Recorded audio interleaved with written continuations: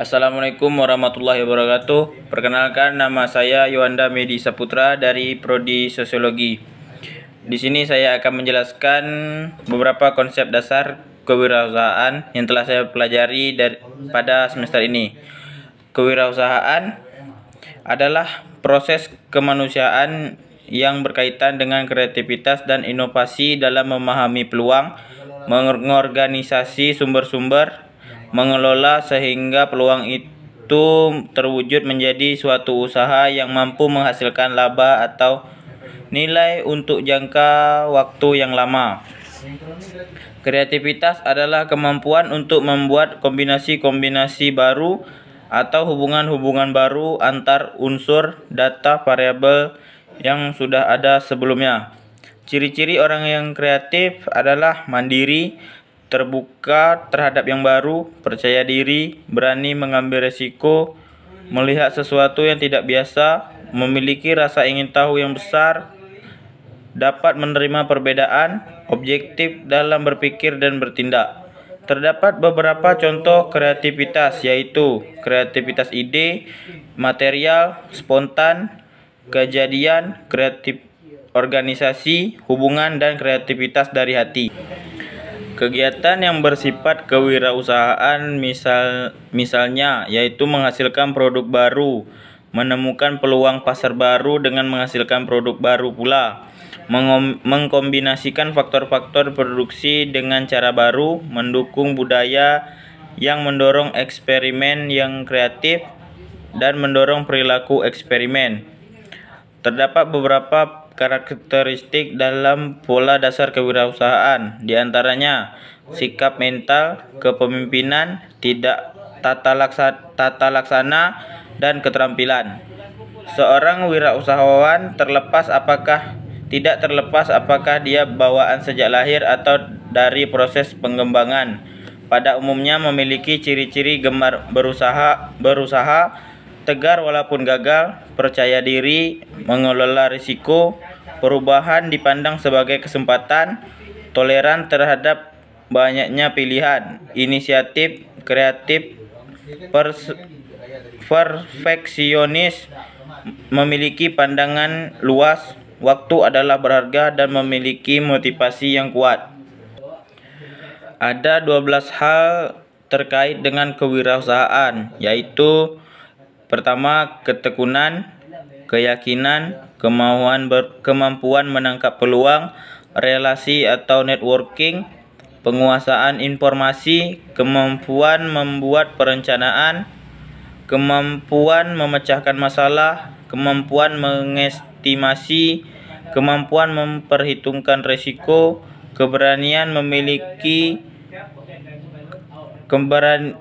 kemampuan menentukan skala prioritas, dan keberanian menunda kenikmatan.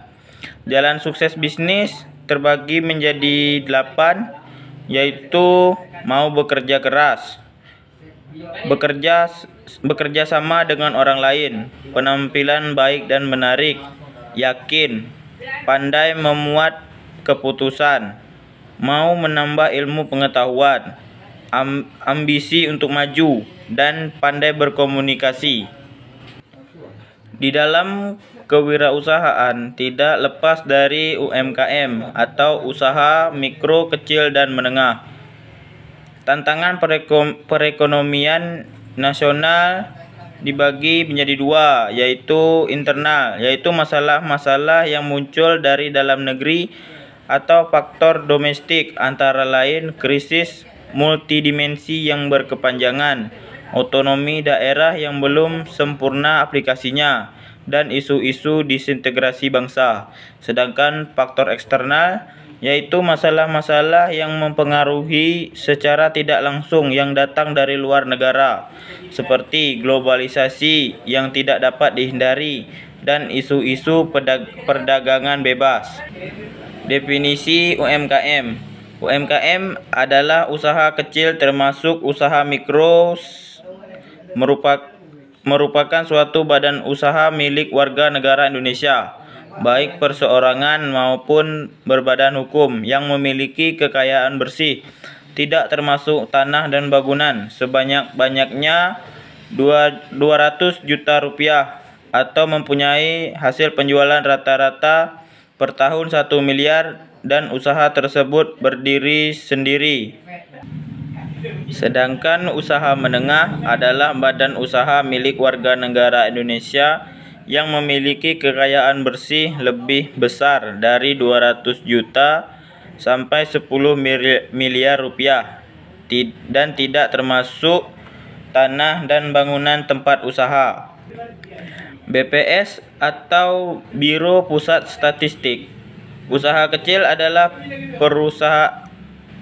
perusahaan baik yang berbadan hukum atau tidak yang mempunyai tenaga kerja 5-9 orang termasuk pemilik usaha atau pengusaha. Klasifikasi usaha dilihat dari jumlah tenaga kerjanya. Jumlah tenaga kerja usaha kecil dan mikro 1-4 orang.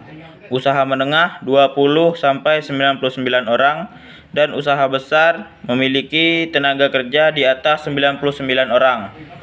Departemen Industri dan Perdagangan Undang-Undang Nomor 9 Tahun 1995, usaha kecil merupakan bagian dari industri dan dagang kecil yang merupakan kegiatan ekonomi yang dilakukan oleh perseorangan atau rumah tangga maupun satu badan, bertujuan untuk memproduksi barang atau jasa untuk diperniagakan secara komersial, yang mempunyai kekayaan bersih paling banyak 200 juta rupiah dan mempunyai nilai penjualan 1 miliar atau kurang per tahunnya.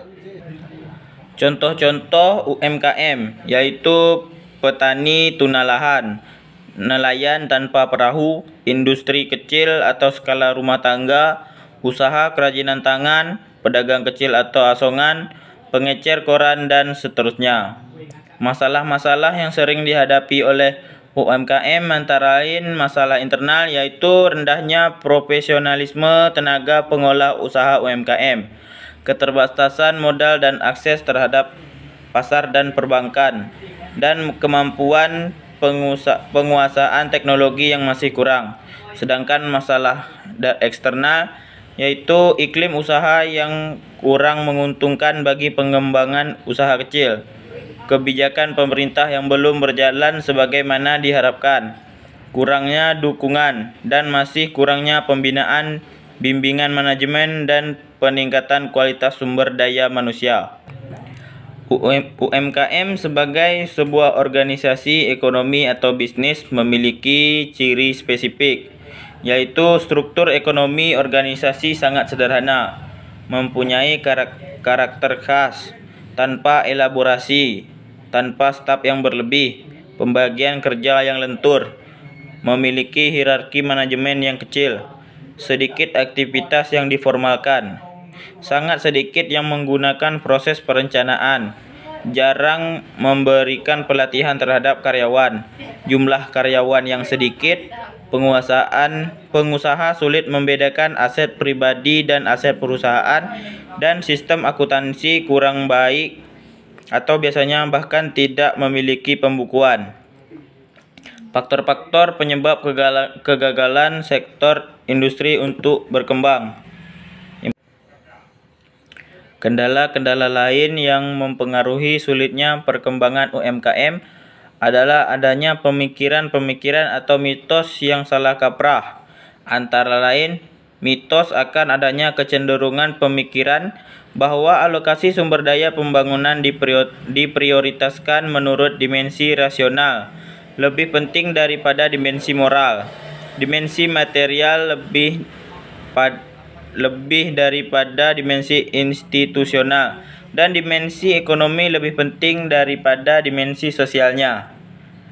Ada juga mitos bahwa pendekatan pembangunan yang berasal dari atas lebih mudah dan lebih baik daripada pembangunan yang pendekatan dari bawah yang berasal dari aspirasi pembangunan tingkat grassroots.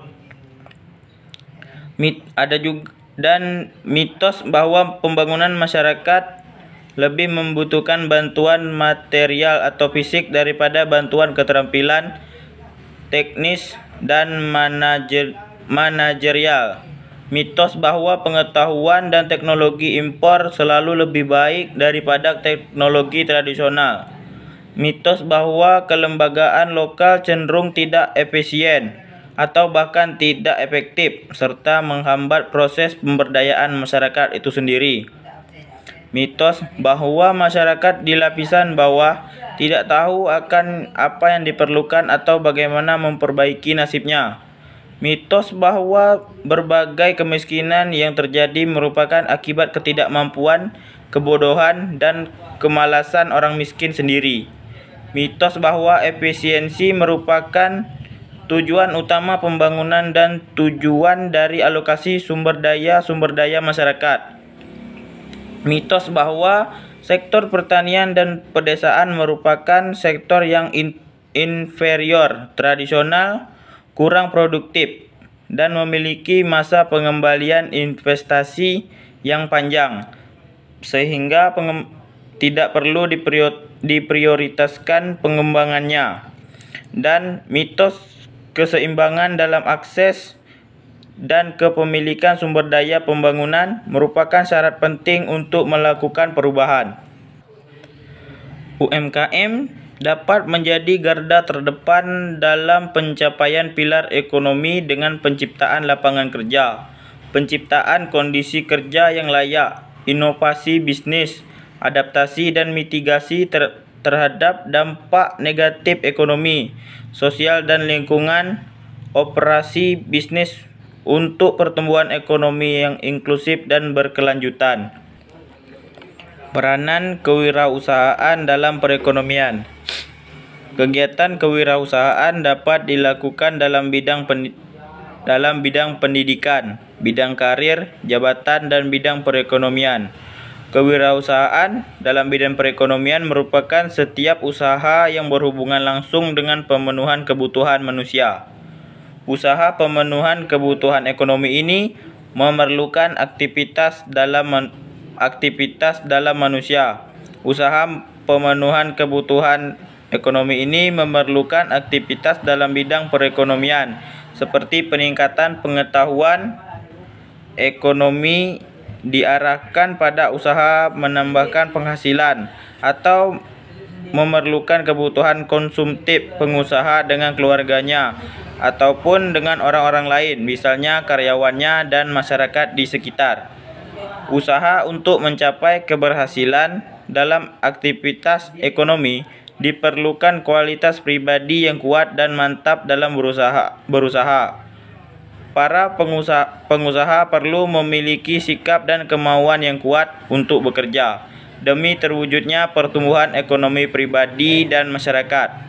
Di samping itu, harus memiliki semangat berpetualang, berani berspekulasi dan menghadapi persaingan, serta mampu mendayagunakan setiap sumber yang ada, baik material, personal, maupun finansial. Dalam memiliki bidang usaha, hendaknya kita mengadakan pertimbangan yang matang. Beberapa pertimbangan antara lain yaitu: pertama, kecakapan berusaha yang kita miliki belum tentu berguna bagi masyarakat di sekitar kita. Kedua, kesulitan atau dalam suatu bidang usaha di masa lalu belum tentu berulang di masa depan. Ketiga, keberhasilan orang lain dalam suatu bidang usaha belum tentu mampu kita tangani. Dan keempat, bidang usaha yang dapat berkembang di suatu tempat belum tentu dapat berkembang di tempat lain. Pertimbangan lain yang kita gunakan dalam memilih bidang usaha adalah faktor kesempatan dalam lingkungan.